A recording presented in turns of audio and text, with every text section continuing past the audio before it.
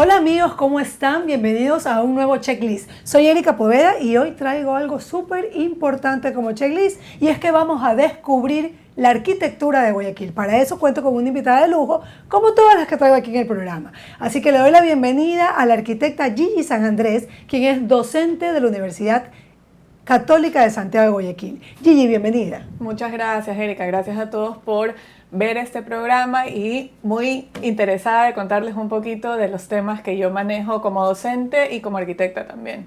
Sí, además que Gigi me contaba que ella tiene a cargo, está a cargo en la dirección. Cuéntanos un poco sobre la parte arquitectónica. Claro, dentro de... Yo como profesora soy directora del Laboratorio de Crítica Arquitectónica y Urbana de la universidad, así que tratamos temas de problemas arquitectónicos de Guayaquil, nuevas propuestas de qué se puede hacer, de igual manera de la ciudad, qué está pasando con la ciudad, cómo está creciendo la ciudad, así que es muy importante para nuestros estudiantes, pero también para todos los guayaquileños en general, que conozcamos un poco sobre nuestra historia y también sobre la situación actual de la ciudad. Entonces, por cultura general, todos nos vamos a informar hoy sobre, realmente vamos a descubrir cuál es la fase arquitectónica de Guayaquil, cuáles son esas incidencias por las que ha pasado Guayaquil en su parte arquitectónica. Así que, como ya saben, cuento con la mejor como directora que está estudiando estos temas. Gigi, cuéntame un poco, ¿cómo ha sido esta influencia arquitectónica en Guayaquil? Vámonos un poquito a la historia. Vamos a empezar diciendo qué factores han influenciado en Guayaquil para que tengamos estos diseños arquitectónicos. Bueno, si nos remontamos a la parte histórica, les he traído unas imágenes, podemos ver que nuestra historia desde un inicio fue arquitectura en madera. Y esta arquitectura en madera fue previa a los españoles también, porque esto era el material que nosotros teníamos como dentro de nuestro propio territorio. Madera guayacán, madera de roble, teníamos también el que ahora nosotros conocemos como bambú, la caña guadua, y eran materiales muy porosos, eran materiales mucho más frescos para tratar dentro de nuestro clima que nosotros conocemos, tenemos calor y humedad. Entonces siempre tuvo este tipo de porosidad, este tipo de permeabilidad, con galerías. Aquí vemos una imagen de el antiguo, lo que fue previamente el Cabildo, el antiguo municipio, y lo que previamente nosotros conocemos ahora como el Malecón 2000, y originalmente fue esta parte del comercio tan importante del antiguo mercado de Guayaquil, que siempre estuvo a las orillas del río, siempre esa relación tan clara con el agua que nosotros hemos tenido como guayaquileños. Entonces podemos ver ahí esa parte de la materialidad que hemos tenido a lo largo de nuestra historia. Ahora, Gigi, esta materialidad sí afectó un poco, tuvo que irse transformando para Guayaquil precisamente por los grandes incendios que ocurrieron en la ciudad que devastaron la ciudad de Guayaquil una y otra vez. Los grandes incendios, dos grandes incendios que obtuvo la ciudad. ¿Qué pasó a raíz de estos grandes incendios en la parte arquitectónica? ¿Se emitieron algunas ordenanzas? ¿Se consiguió o se continuó con los mismos materiales en caña guadú, etcétera? Cuéntame un poco, en madera. Claro, el último gran incendio que hubo fue en 1896, que literal se lo conoce como el gran incendio. A partir de este incendio, y obviamente como estábamos viendo en las imágenes, la materialidad de madera, se consumían no solo manzanas, sino que se consumían grandes cantidades de manzanas, y se consumió en ese incendio alrededor del 80% de la ciudad, y eso fue bastante importante. Entonces, a partir de eso, en 1905 se cambió la materialidad y desde ahí empezamos a utilizar hormigón. Y eso es lo que se ha mantenido a lo largo del tiempo. Esto permitía que si es que hubieran incendios no se consumiera tal cantidad de extensión como fue originalmente. Y desde ahí nos hemos mantenido con ese material. Lamentablemente hemos perdido esa parte de la porosidad. Si se dan cuenta, en Guayaquil, por nuestro clima, generalmente necesitamos sí o sí aire acondicionado. Entonces eso fue justo a raíz de este cambio de ordenanza de la materialidad. Y esto vino de la mano de diferentes arquitectos extranjeros. Nosotros tenemos una gran cantidad de arquitectos italianos y en realidad europeos que cambiaron la forma de hacer arquitectura. Ahora, aquí en ¿por qué Guayaquil. en Guayaquil vienen estos arquitectos y cambiaron esta forma de hacer arquitectura? Porque, logran cambiar la ordenanza, entonces se cambian la materialidad, pero hay otros factores que intervienen en la parte arquitectónica o en esta influencia arquitectónica que tenemos, como por ejemplo el tema que nos abrimos al comercio. ¿Qué otros factores han intervenido y qué fue lo que atrajo a estos arquitectos que me estás indicando para poder llevar adelante un desarrollo urbanístico en Guayaquil?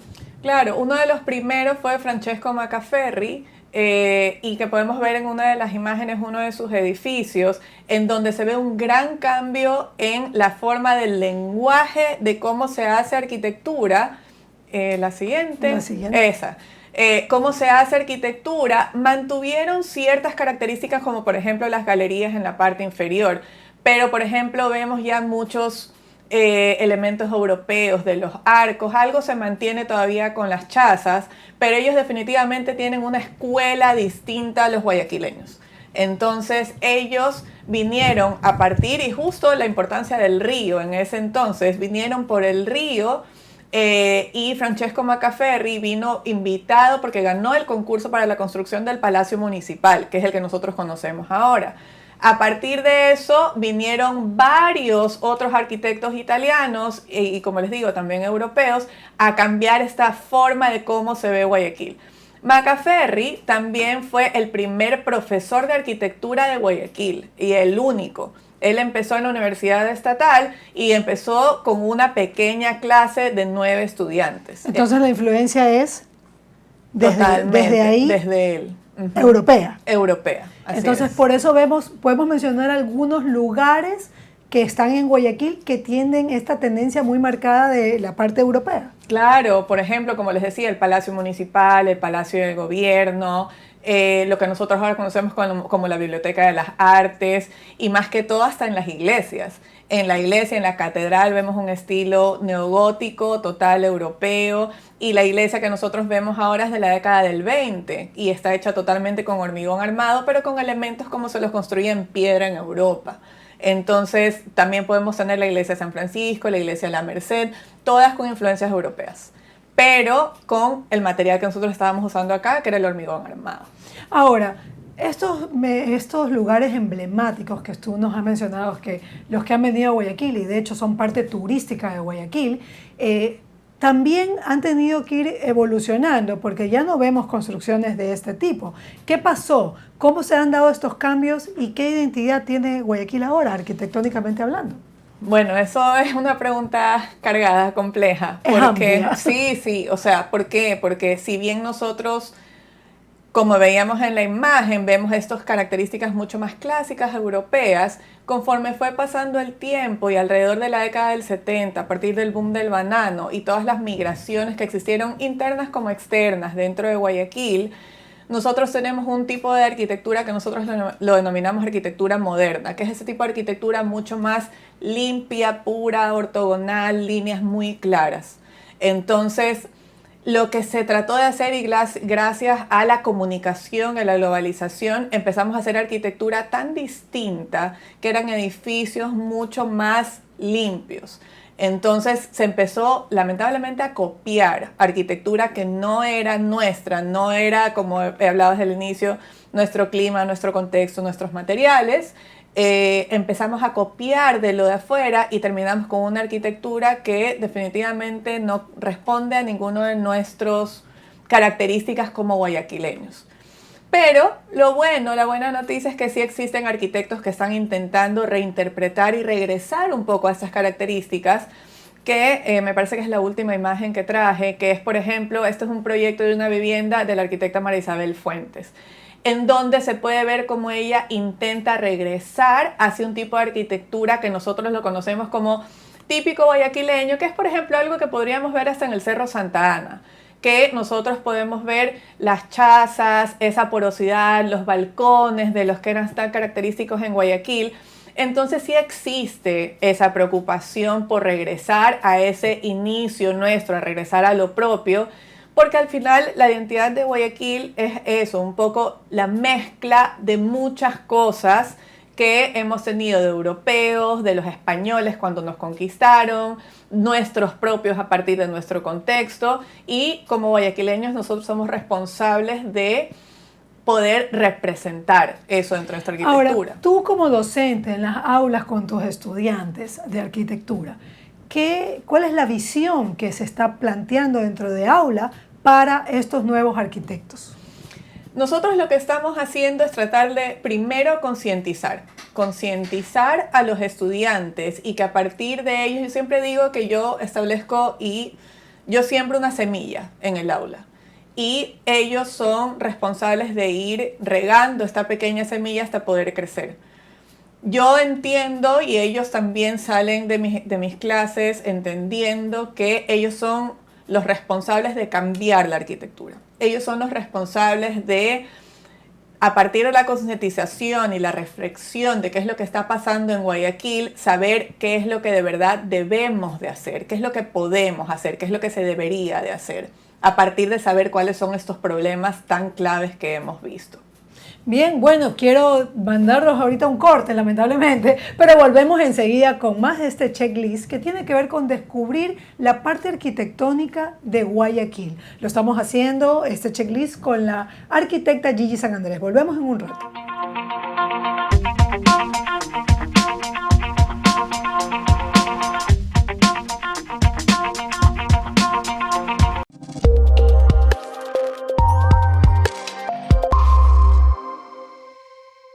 Hola amigos, les saluda Gisela Bayona y quiero invitarlos a que de lunes a viernes no se pierdan el mejor noticiero a mitad de la jornada, de 13 a 14 horas, las principales noticias y las mejores entrevistas en vivo.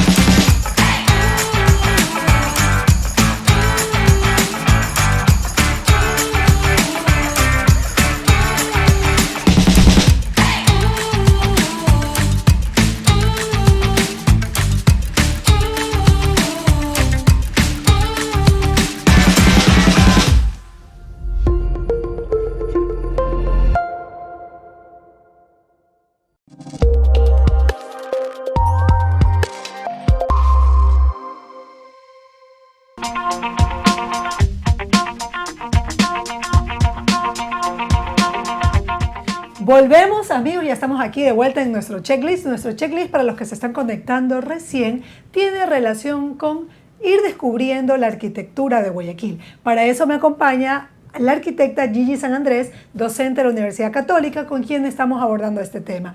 Gigi, ya habíamos abordado el tema de, bueno, hubo un gran incendio, se cambiaron los materiales, hemos visto cómo vino la parte del comercio, cómo entraron por el río algunos arquitectos, cómo se implementó la primera cátedra de arquitectura, cómo estamos viendo esta visión en cuanto a Guayaquil. Me gustaría hablar ahora un poco sobre un nuevo suceso que nos marcó a todos, y es la pandemia. A raíz de la pandemia, ¿qué cambios se ha visto en temas de espacios, de construcción dentro de Guayaquil? ¿Por qué te hago esta pregunta? Porque muchas veces en otros países vemos que las construcciones son más pequeñas. Aquí en Guayaquil se estilaba antes tener casas muy grandes, ahora son más pequeñas, más reducidas.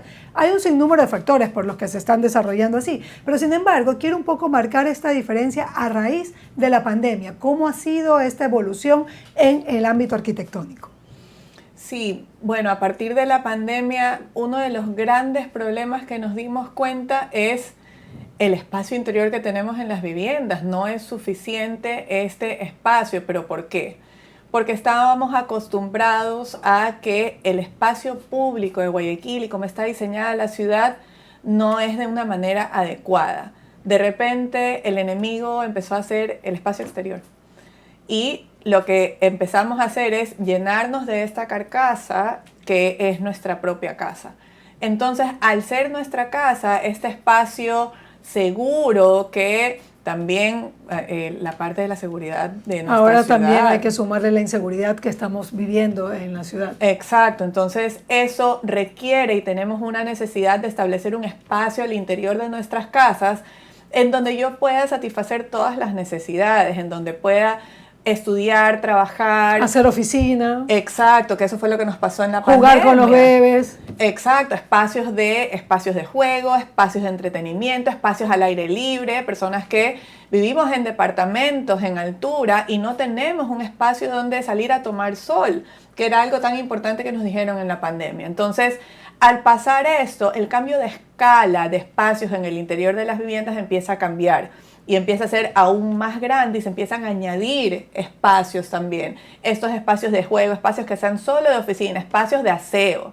Nos acordamos cuando al inicio teníamos que ir por el retiro de nuestras casas, bañarnos en un espacio exterior, desinfectarnos totalmente. Eso cambió la forma de diseñar también de los arquitectos y por eso tenemos viviendas diferentes ahora. Ahora, en estas viviendas diferentes he notado últimamente, en algunos espacios a los que he ido, que tienen ahora los jardines interiores.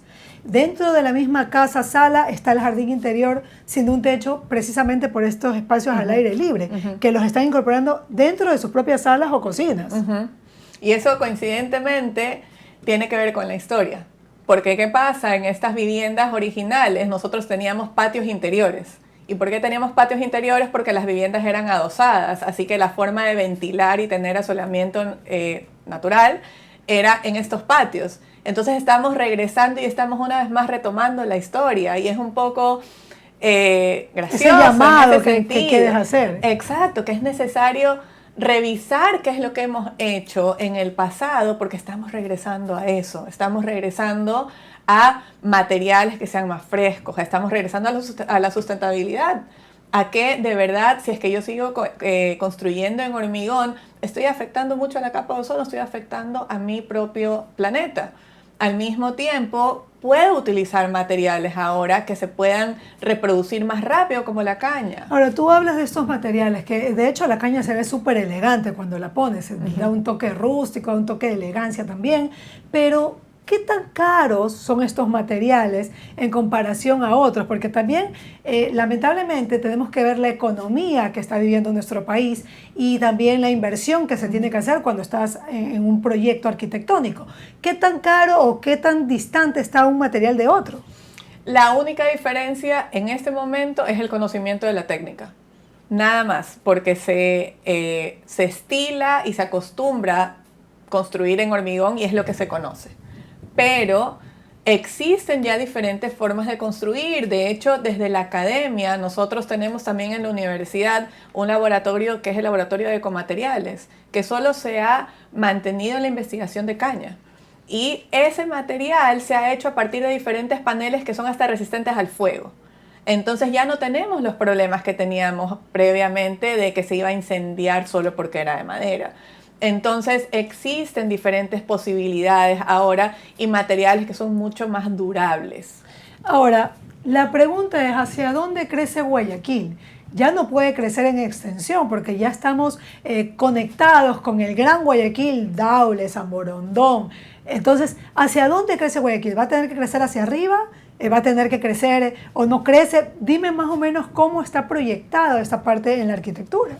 La propuesta es definitivamente altura, debería de ser en altura y específicamente en puntos y en nodos en donde se ha perdido la parte de la estancia permanente de las personas. Por ejemplo, nosotros tenemos varios proyectos de la readecuación y regresar a personas al centro de la ciudad, porque nosotros sabemos que en la ciudad, en la parte del centro de Guayaquil, solo vamos a trabajar y el fin de semana es desolado. En la noche es un fantasma. Es sinónimo de peligro. Entonces, lo que tratamos de hacer nosotros desde la academia es proponer y regresar a darle uso a estos lugares, que las personas regresen a vivir dentro de estas ciudades que ya está establecido. Ahora, pero también veamos que estas construcciones tienen muchos años en el centro de la ciudad. También hay ese temor de prefiero una construcción nueva a una construcción antigua, precisamente porque los materiales sismorresistentes no estaban antes, entre otros factores que los desconozco, que tú los conoces mejor. Cuéntanos un poco cómo contrarrestar este mito o realidad de que si son edificios antiguos pueden tener mayores problemas que los nuevos que están en construcción. Claro, eso es más que todo una preconcepción de la parte de que lo nuevo es mejor y lo viejo es peor. Que en realidad las nuevas construcciones en serie que tenemos ahora, porque justo son en serie, tienden y pueden ser de menor calidad que lo antiguo. La diferencia es cómo lo readecuamos, que eso es un poco lo que nosotros tratamos de hacer. Si existió un edificio que se hizo en la década del 60 o del 70 en el centro, lo que nosotros hacemos es readecuarlo a nuestra propia época y remodelarlo para que responda a las necesidades actuales. Pero no significa que lo nuevo sea mejor tampoco. Bien, bueno, hemos hecho un gran checklist con Gigi San Andrés. Los quiero invitar en este momento a que revisemos qué es lo que hemos abordado descubriendo la arquitectura de Guayaquil. Con la arquitecta Gigi San Andrés hemos descubierto la identidad de Guayaquil en el ámbito arquitectónico. Y hemos abordado dentro de todo este checklist que la identidad de Guayaquil está compuesta por influencias extranjeras desde la conquista española y a lo largo del tiempo por la migración interna y externa por los ríos. Además, varios profesionales han sido los encargados de crear el perfil urbano y la imagen arquitectónica, como vemos aquí en Guayaquil actualmente.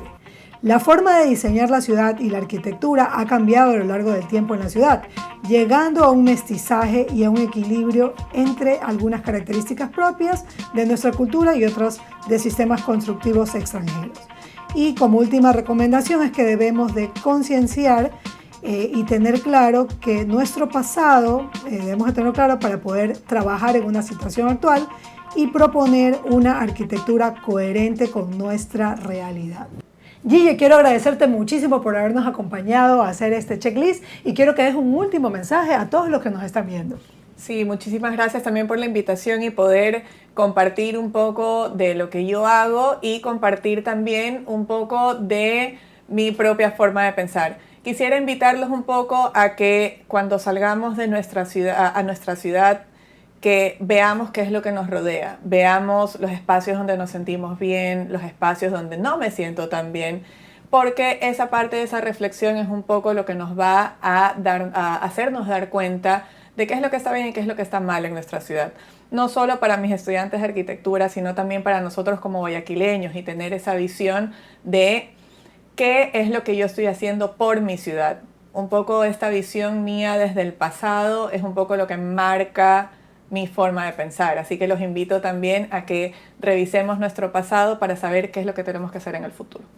Muchísimas gracias, Gigi. Y con este descubrimiento de identidad de arquitectónica en Guayaquil, celebramos a nuestra ciudad en sus fiestas. Muchísimas gracias por habernos acompañado y espero encontrarme con ustedes en un próximo checklist. Nos vemos.